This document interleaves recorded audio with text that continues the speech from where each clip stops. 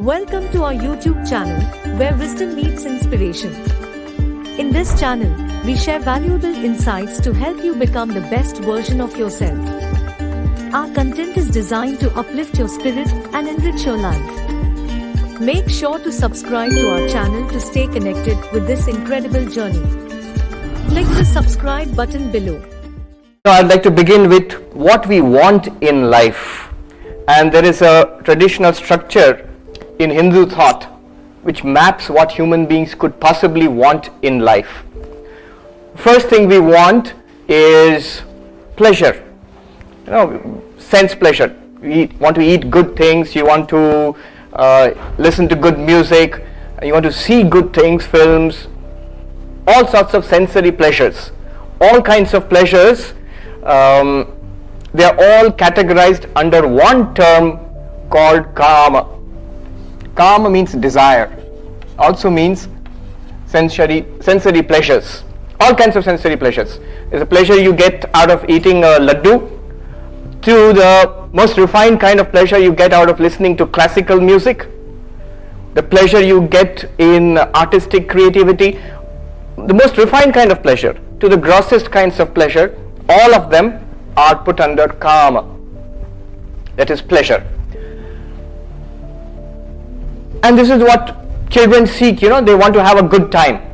And you ask students, maybe not IIT students, but other than IIT students, you will find kids partying, and you ask them, what are you doing? We are having fun, we are hanging out, we are having fun.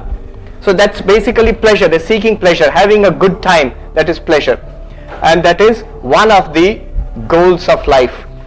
See, here there is no should here. What we are doing here is classifying what is. What people are doing, that is what we are classifying. People want pleasure, people want to have a good time, and okay, they are having a good time there. so that comes under karma. And typically children, teenagers, they spend a lot of time in this. But as you know, if you look at your lives, if you look at the lives of people who are grown up, please come. You will find typically how much time in the week do you spend in having a very good time, not much. Most of the time you are working, you're doing something else. There are limitations of pleasure. There are several limitations. For example, pleasure, what gives you pleasure lasts for a very short while. After some time you need another dose of that. You like a rasgulla or mithai, you take it, you find it very tasteful and you enjoy it, but next moment typically you want something else. In fact, the novelist Somerset Maugham, he said something very interesting. He said, if you continuously chase pleasure, if you single-mindedly chase pleasure, very soon you find nothing pleasing anymore. And that's, I don't know how profound an observation that is, but that's true. That's really true. You try very hard to have a very good time, and very soon you find it very difficult. You get bored with this, you get bored with that, and there is something more than this pleasure. They say, or what people in IIT are doing, success, learning, education, power, wealth. That's the next thing which people want in life, and that is called Artha. Artha literally means wealth, but it covers all kinds of worldly success. Maybe in education, you get an IIT degree, you get a very high paying job, you earn a lot of money, you have a status in society, you get awards. All this is Artha. All kinds of success that you get. It's not typically pleasure. In fact, the interesting point is you would have to probably sacrifice a lot of pleasure to get this Artha. And I was told, how you have a tremendous workload and you put in 10, 12 hours, 14 hours a day studying. So you are not really having, in one sense, you're not having a good time out there, but you are working towards something that is more meaningful, success in life, Artha. Beyond this, beyond Artha, people would like to do something for others, expand out of their little selves. Typically this happens when you get married and you have a husband or a wife, then you have children, then you're doing something for others. Most of the time you will find your mother and your father, they're living for you mostly. Most of the time is spent, the decisions, major decisions are taken with you in consideration, with kids in consideration. So you're living for something more than yourself. And then not only your family, beyond your family, the wider society, people would like to do something for others. It's a habit to run down politicians, but there are many politicians who come into politics because they want to do something for wider society.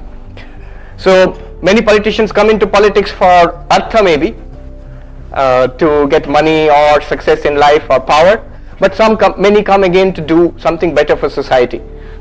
People speak about Anna Hazare today. So he is neither chasing Kama nor Artha, but what he wants to do is, it's called Dharma. Something beyond Kama and Artha, expansion into a wider existence, doing something for others. Dharma includes morality, it includes work done for others, the wider society, for the good of others, working for the good of others. This is a very general explanation of Dharma. There are more technical explanations of Dharma. Dharma also might mean religion. Literally, Dharma comes from the root Dri, what holds a person together. What holds something together is Dri Dharma, that which holds something together. But here I am taking it in the sense of morality, doing good to others. Dharma, Artha, Kama, it's well known. I mean, most Indians have heard this phrase. Dharma, Artha, Kama, Moksha, we keep saying it. So this is what it means. Kama to Artha to Dharma.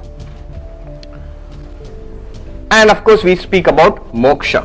What that is, I'll come to later on. These are called the 4 Purusharthas, 4 objectives of human life. Purushartha would translate as a goal, a purpose of human life. We're talking about purposeful living. So traditional thought speaks about 4 purposes of human existence. There is no should here. This is what people want actually. Now I would like you to think, see what you want in life, what you have always wanted. Look at the people around you, and I can tell you, you can sort of classify what they want in one of these 4 categories. All of what human beings could possibly want, whatever they have wanted in life, comes under these 4 categories. Become Swami Vivekananda's messenger. Share the video with 3 of your friends.